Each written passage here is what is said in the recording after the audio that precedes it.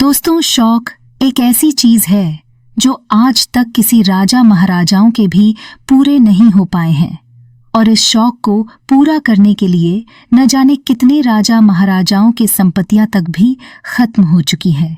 दरअसल आज की कहानी में एक महिला अपने शौक को पूरा करने के लिए कैसे सफर पर निकल पड़ती है कि जिस वजह से एक दिन वह हमेशा के लिए इस दुनिया को छोड़कर जाती है। पर जब इसी पे पूरी कहानी को मालूम चलता है तो वाकई से सुनने के बाद खुद पुलिस भी हैरान रह जाती है। नमस्कार, आदाब।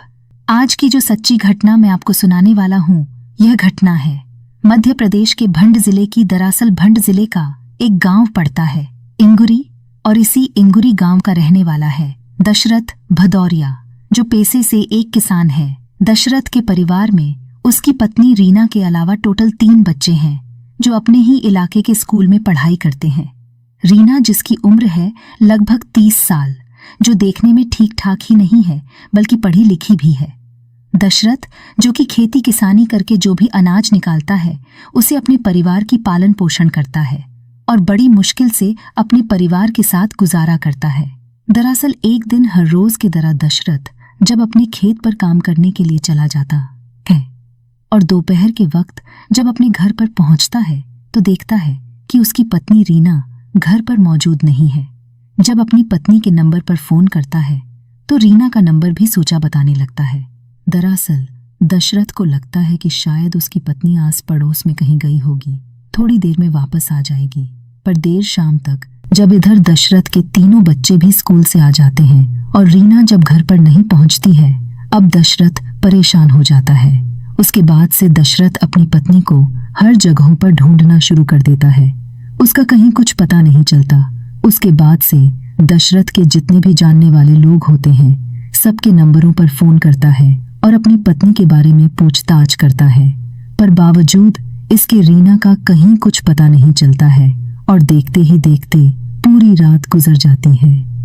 अगली सुबह तक भी रीना जब अपने घर पर नहीं आती है, आखिरकार दशरथ नजदीक के पावई थाने में जाता है और अपनी पत्नी की गुम्स की रिपोर्ट दर्ज करा देता है। पुलिस गुम्स की रिपोर्ट दर्ज करने के बाद अपने स्तर से रीना को ढूंढना शुरू करती है, पर रीना का जब कहीं कुछ पता नहीं चलता है, उसके बाद से पुलिस अब रीना के बारे में पता लगाने के लिए उसके मोबाइल नंबर का कॉल डिटेल्स निकालती है। पर पुलिस जब उसके कॉल डिटेल्स को चेक करती है तो मालूम चलता है कि उसमें एक ऐसा नंबर था जिस पर रीना पिछले कई महीनों से लगातार बातचीत करते आ रही थी। पुलिस जब उस नंबर का डिटेल्स निकालती है तो मालूम चलता है कि वह नंबर किसी कुणाल पांडे के नाम पर रजिस्टर्ड है। कुणाल, जो मूल रूप से मध्य प्रदेश के नमूर शहर का रहने वाला है। पुलिस जब कुणाल के बारे में रीना के पति दशरथ से पूछताछ करती है तो कुणाल का नाम सुनकर कि दशरथ भी एकदम से चौंक जाता है। दरअसल दशरथ पुलिस वालों से कहता है कि साहब, मेरे पड़ोस में ही रहने वाला एक शुक्ला परिवार है जिनके घर कुणाल अक्सर आते जाते रहता था, मेरे घर पर भी आता था और मेरे भी परिवार वालों से बातचीत करता था। पुलिस कहती है कि क्या तुम्हारी पत्नी का कुणाल के साथ में अफेयर चल रहा था? इस पर दशरथ पुलिस वालों को जवाब देता है कि नहीं साहब, यह सब कुछ झूठ है। पुलिस कहती है कि दरअसल तुम्हारी पत्नी ने आखिरी बार कुणाल से ही बातचीत की है। इस पर दशरथ पुलिस वालों को जवाब देता है कि साहब, मुझे इस बारे में कुछ भी नहीं मालूम है। ना जाने क्यों पुलिस को शक हो जाता है कि शायद कुणाल रीना के बारे में जानता होगा। इसीलिए पुलिस अब सच्चाई पता लगाने के लिए अपनी टीम के साथ नमूर के रहने वाले कुणाल के घर पर पहुंच जाती है। और पुलिस जब अपनी टीम के साथ कुणाल के घर पर जाती है तो रीना वहीं पर मौजूद थी। पुलिस जब रीना को देखती है तो रीना के साथ साथ कुणाल को भी गिरफ्तार करके थाने में लेकर आ जाती है। और जब रीना से पूछताछ करती है तो रीना एक ऐसी बात बताती है जिसे सुनने के बाद खुद उसका पति दशरथ भी एकदम से चौंक जाता है।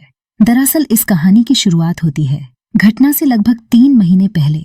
दरअसल रीना के 3 बच्चे तो हो चुके हैं, लेकिन उसका पति इतना पैसा नहीं कमा पाता है जिससे रीना के सपने पूरे हो सके।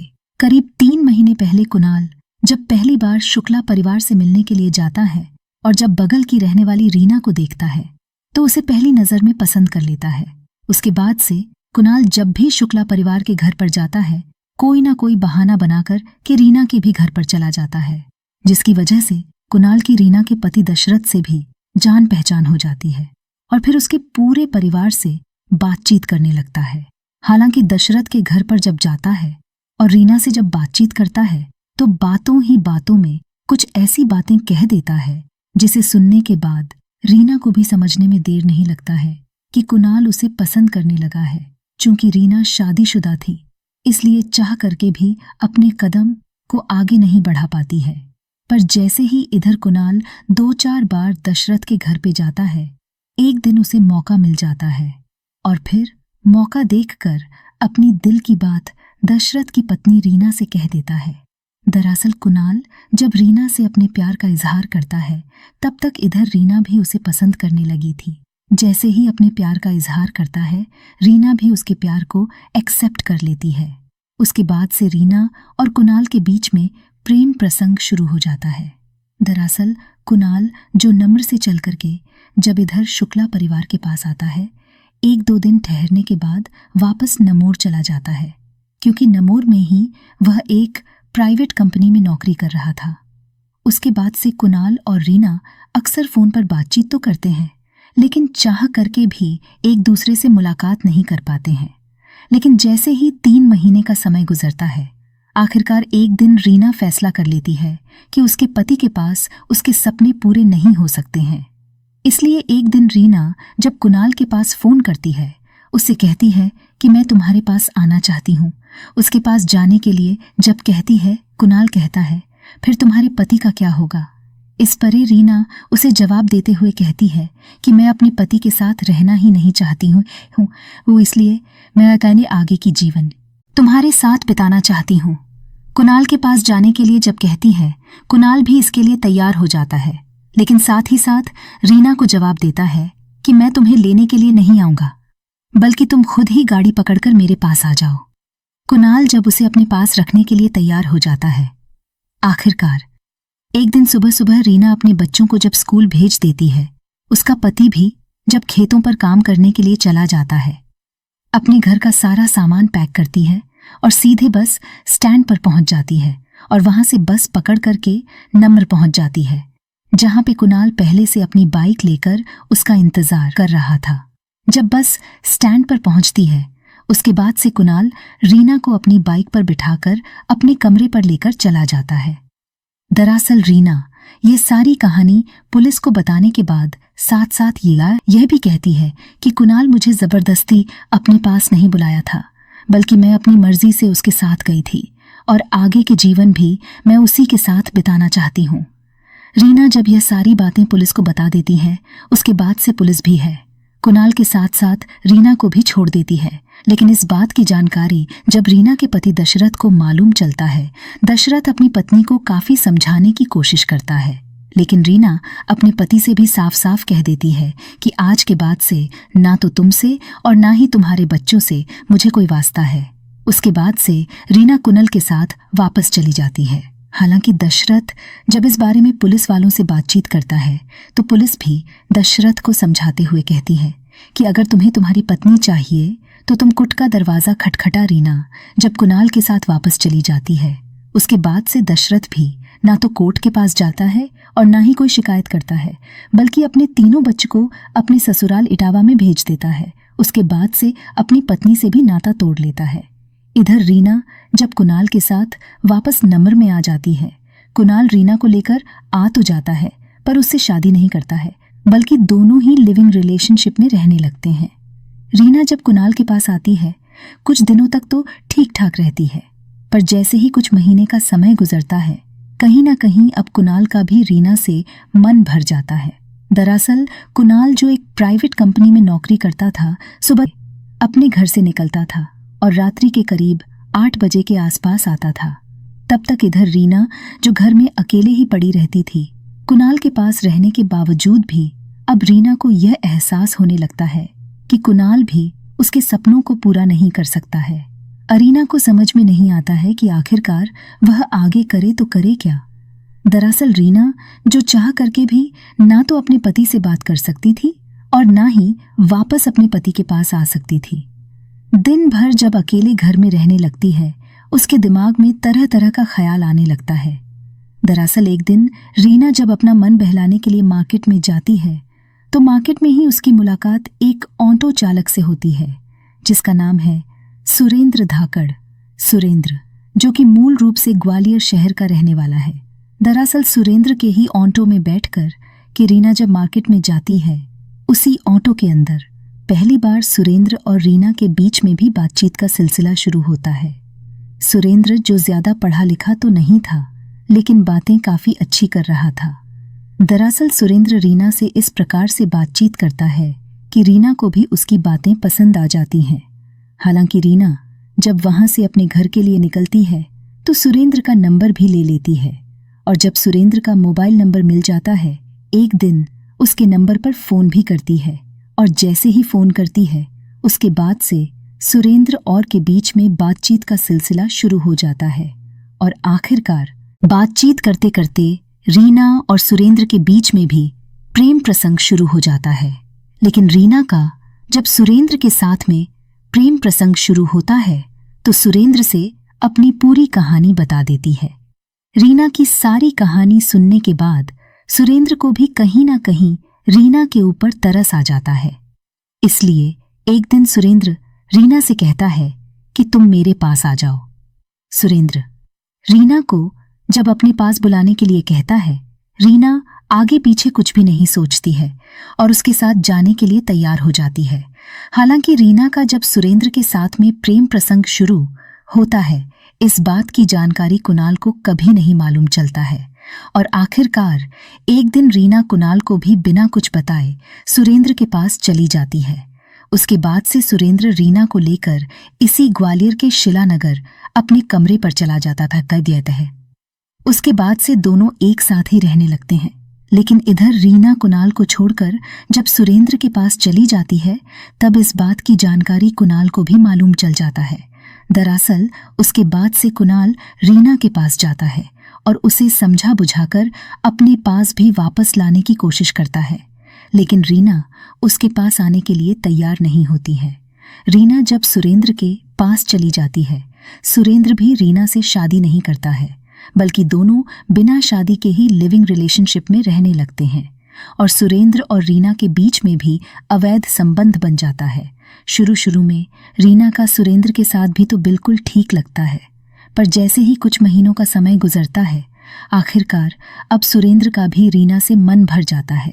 दरअसल उसके बाद से अब सुरेंद्र रीना को पैसा देना भी बंद कर देता है, जिसकी वजह से रीना की माली हालत काफी खराब हो जाती है।